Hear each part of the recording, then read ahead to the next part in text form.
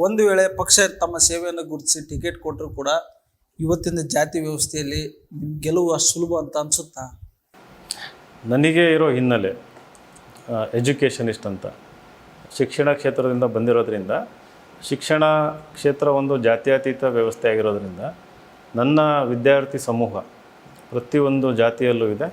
ಅದು forward caste ಆಗಿರ್ಬೋದು, backward ಆಗಿರ್ಬೋದು, ಶೆಡ್ಯೂಲ್ಡ್ ಕಾಸ್ಟ್ ಆಗಿರ್ಬೋದು, ಟ್ರೈಬ್ ಆಗಿರ್ಬೋದು, ಪ್ರತಿಯೊಂದು ಜಾತಿನಲ್ಲೂ ಕೂಡ ನನ್ನ ವಿದ್ಯಾರ್ಥಿಗಳಿದ್ದಾರೆ. ಅವರು ನನ್ನನ್ನು ಜಾತ್ಯತೀತವಾಗಿ ನೋಡ್ತಾರೆ. ವಿನಯ್ ಕುಮಾರ್ ಸರ್ ಅಂತಂದು, ವಿನಯ್ ಸರ್ ಅಂತಂದು, ಇವರು ವಿದ್ಯಾದಾನಿಗಳು, ನನಗೆ ಮಾರ್ಗದರ್ಶನ ಕೊಟ್ಟರು ಅಂತಾರೆ, ದಾರಿ ತೋರಿಸಿರೋ ಅಂತಾರೆ. ನಮ್ಮ ಸೀನಿಯರ್ಸ್ನ IAS IPS ಅಧಿಕಾರಿಗಳನ್ನ ಮಾಡಿದ್ದಾರೆ.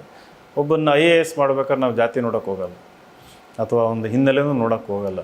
ಹಂಗೆ ನನ್ನ ಬ್ಯಾಕ್ಗ್ರೌಂಡ್ ಇರೋದರಿಂದ ಇವತ್ತು ನಾನು ಒಂದು ಹಳ್ಳಿಗೆ ಹೋದಾಗ ಅವರು ಸಾಧು ಲಿಂಗಾಯತರಾಗಿರ್ಬೋದು, ಪಂಚಮಸಾಲಿ ಆಗಿರ್ಬೋದು, ಆ ಮುಖಂಡರು ಕೂಡ ತುಂಬ ಪ್ರೀತಿಯಿಂದ ಬರ್ತಾರೆ, ಅವ್ರ ಮನೆಗೆ ಕರ್ಕೊಂಡು ಹೋಗ್ತಾರೆ. ಅದೇ ರೀತಿ ನಮ್ಮ AK ಕಾಲೋನಿ ಅವರು ಬರ್ತಾರೆ, ಅವ್ರ ಮನೆಗೂ ಕರ್ಕೊಂಡು ಹೋಗ್ತಾರೆ. ನಾವು ಅಲ್ಲೂ ಹೋಗ್ತೀವಿ, ಇಲ್ಲೂ ಹೋಗ್ತೀವಿ. ಎಲ್ಲರ ಜೊತೆ ಬೆರೆತಿರೋದ್ರಿಂದ ನನಗೆ ಈ ಸರಿ ಟಿಕೆಟ್ ಸಿಕ್ಕರೆ, ವಿಶೇಷವಾಗಿ ದಾವಣಗೆರೆ ಕ್ಷೇತ್ರದಲ್ಲಿ ನೀವು ಎಲೆಕ್ಷನ್ ಆದಮೇಲೆ ನೀವು ಅನಾಲಿಸಿಸ್ ಮಾಡಿದರೆ ಎಲ್ಲೆಲ್ಲಿ ವೋಟ್ ಆಯಿತು ಅಂತಂದು ಹೆಚ್ಚಿನ ಸಂಖ್ಯೆಯಲ್ಲಿ ಎಲ್ಲ ಜಾತಿಯವರು ನನಗೆ ವೋಟ್ ಹಾಕೋದು ಕಂಡು ಬರ್ತದೆ. BJPನಲ್ಲಿರೋರು ಕೂಡ ಈ ಕಡೆ ಬಂದು ನನಗೆ ವೋಟ್ ಹಾಕ್ತಾರೆ ಸರ್.